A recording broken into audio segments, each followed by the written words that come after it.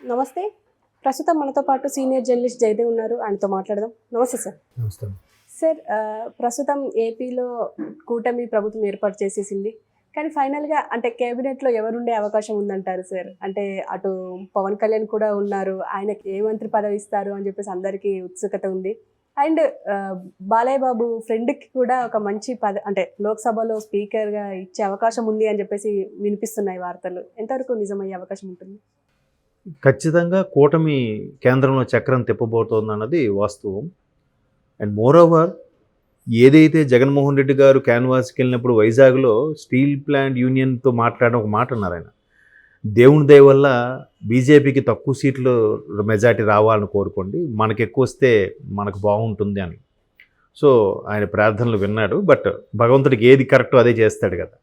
So అది చేసినట్టున్నాడు. So కూటమికి almost all 21 వచ్చాయి ఏపీలో. అక్కడ సెంట్రల్లో ఎన్డీఏ కూటమికి 293 సీట్లతో రేపు ప్రభుత్వాన్ని ఫామ్ చేయబోతుంది. అయితే ఇందులో 240 మాత్రమే బీజేపీకి వచ్చాయి. మ్యాజిక్ ఫిగర్ రావాలంటే 543లో సగం అంటే ఆల్మోస్ట్ ఆల్ 250, ఇవి ఒక 22 అనుకుంటే 72 ఎంతో రావాలి. 272 ఎంతో రావాలి మ్యాజిక్ ఫిగర్కి. సో 293 అంటే ఈ కూటమిలన్నీ కలుపుకొని, ప్రాంతీయ పార్టీలను కలుపుకొని ప్రభుత్వం ఫామ్ చేస్తుంది. ఈ 240 తర్వాత అత్యధిక ఎంపీ స్థానాలు గెలుచుకున్న పార్టీ టీడీపీయే. 16 స్థానాలతో సెకండ్ ప్లేస్లో ఉంది. సో సెకండ్ ప్లేస్లో ఉండి ఎన్డీఏ భాగస్వామి అవ్వడం, దీంతోనే అక్కడ ప్రభుత్వం ఫామ్ అవ్వడం అనేది, బాబు గారు నిజంగా చక్రం తిప్పే వ్యక్తే. ఆ చక్రం తిప్పే వ్యక్తికి మరొకసారి చేతిలోకే చక్రం వచ్చి పడింది. ఆ రెండు కలిపితే, జనసేన 2 కలిపితే 18 అయ్యాయి. అంటే ఏపీ నుంచే 18 ప్రాతినిధ్యంతో సపోర్టు. కోర్స్ వాళ్ళు ఒక 3 ఉన్నాయనుకోండి బీజేపీ వాళ్ళు. ఆ 3 రావడానికి కూడా కారణం వీళ్ళిద్దరేగా. లేదా బీజేపీకి అంత ఎక్కడ పర్సంటేజ్ ఉంది చెప్పండి? పురంధరేశ్వరి గారు గెలవడానికి కానీ, మరొకరు గెలవడానికి కానీ. సో అటువంటి ఉన్నప్పుడు నిన్న ఆ సమావేశం అయినప్పుడు కూడా ఎన్డీఏ కూటమిలో మీరు పొద్దున్న ఆల్రెడీ ప్రెస్ నోట్ కూడా రిలీజ్ చేశారు. భాగస్వాములు ఎవరెవరు ఉండబోతున్నారు, కీలక వ్యక్తులు. మొదట నరేంద్ర మోదీ ప్రధాని అభ్యర్థిగా ఎన్నుకున్నారు. తర్వాత అమిత్ షా గారు, తర్వాత రాజ్నాథ్ సింగ్ గారు, 4వ పేరు శ్రీ నారా చంద్రబాబు నాయుడు గారు. అలాగ వెళ్తారు. నెక్స్ట్ నితీష్ గారి పేరు, తర్వాత జేడీయూ నితీష్ గారు. ఆ తర్వాత అలాగ చూస్తే 10వ పేరు శ్రీ పవన్ కళ్యాణ్ గారు. ఆయన కూడా ఎన్డీఏలో ప్రాతినిధ్యం ఉంది.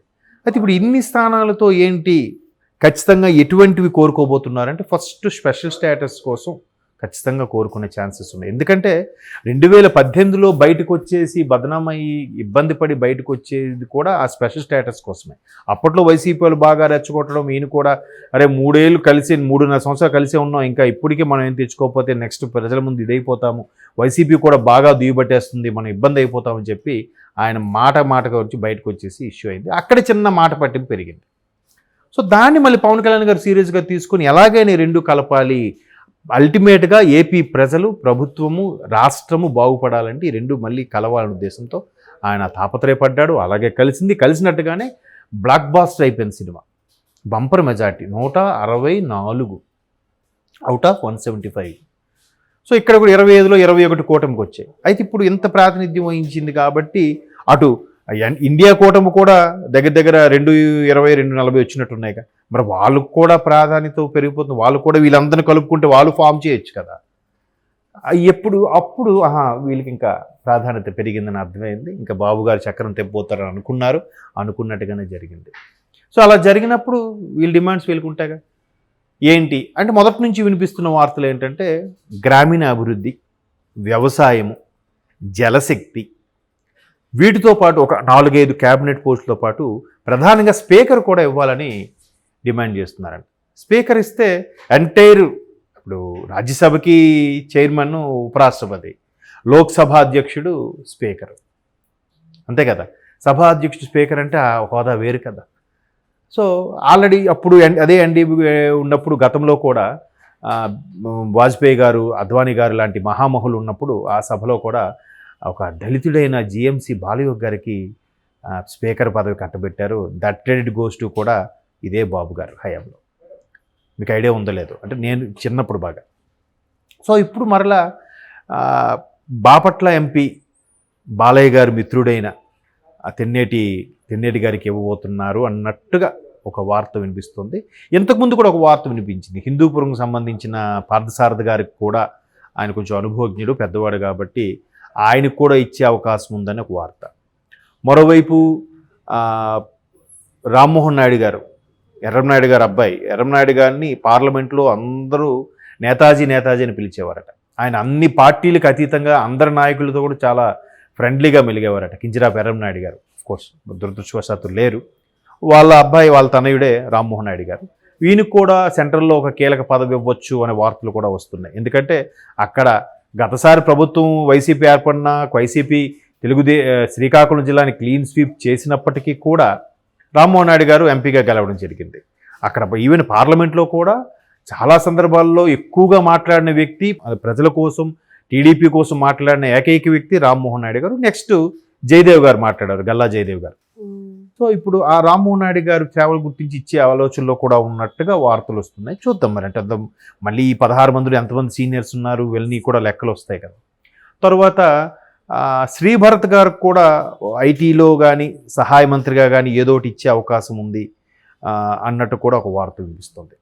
ఇలాగ మేబీ పురంధరేశ్వర గారికి కూడా ఈసారి బాగానే గెలిపించుకున్నారు కాబట్టి ఆవిడకి ఇవ్వచ్చు బీజేపీ తరఫున. అది ఇందులో ఒక లెక్కలోకి రాదు కాబట్టి.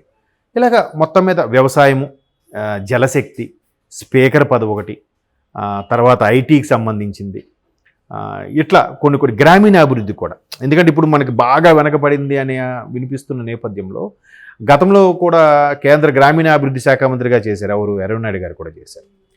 అయితే ఇంకొంచెం ఎప్పుడు మన వాళ్ళు ఇవే అడుగుతారు కానీ రైల్వేస్ అవి వాటి మీద ఎప్పుడు దృష్టి పెట్టరు. రైల్వేస్ దృష్టి పెడితే ఎంత బాగుంటుంది. ఆల్రెడీ రైల్వే జోన్ ఒకటి శాంక్షన్ చేశారన్నారు, బట్ అది ఎంతవరకు రాలేదు. ఇప్పుడు 2014 తర్వాతే బీజేపీ ఎన్డీఏ గవర్నమెంట్ అనౌన్స్ చేసింది వైజాగ్ జోనల్ హెడ్గా ఒక వైజాగ్ రైల్వే జోన్ని ప్రకటించింది. కోర్స్ తర్వాత గవర్నమెంట్ సంగతి చూసాం మనం, ప్లేస్ అడిగారు ఇవ్వలేదు, రకరకాల వార్తలు విన్నాం. సో ఇప్పుడు ఆ జోన్ పెండింగ్ ఉందో అదొకటి వచ్చే ఛాన్స్ ఉన్నాయి. అయితే రైల్వే మంత్రి ఆల్రెడీ బాబు గారి తర్వాత నెక్స్ట్ ప్లేస్లో ఉన్న నితీష్ గారు కొంచెం దాని మీద పట్టుబడుతున్నారట, రైల్వే మాకు కావాలి ఇంపార్టెంట్ అని.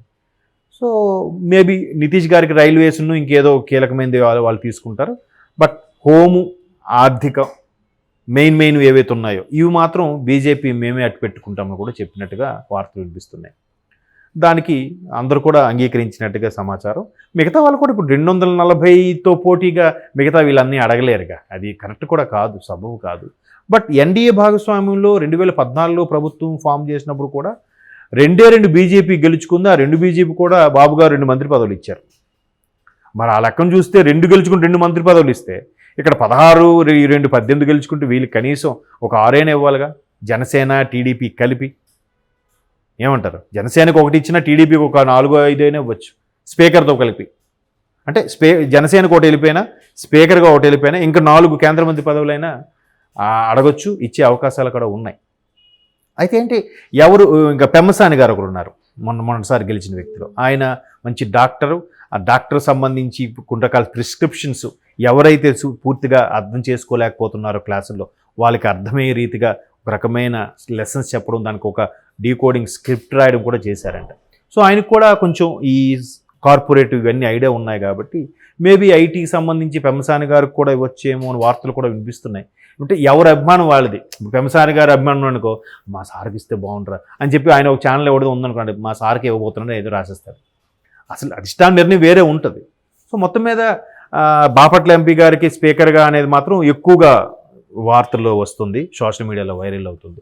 చూద్దాం మరి. మొత్తం మీద సెంట్రల్లో కూడా మన రాష్ట్ర కూటమితో కూడా ఎక్కువ బలంగా ప్రభుత్వం ఏర్పడుతుంది కాబట్టి ఖచ్చితంగా రాష్ట్రంలో ఉండే టీడీపీ జనసేన కూటమికి అలాగే బీజేపీతో ఉంది కాబట్టి ప్రాధాన్యత ఖచ్చితంగా ఉంటుంది.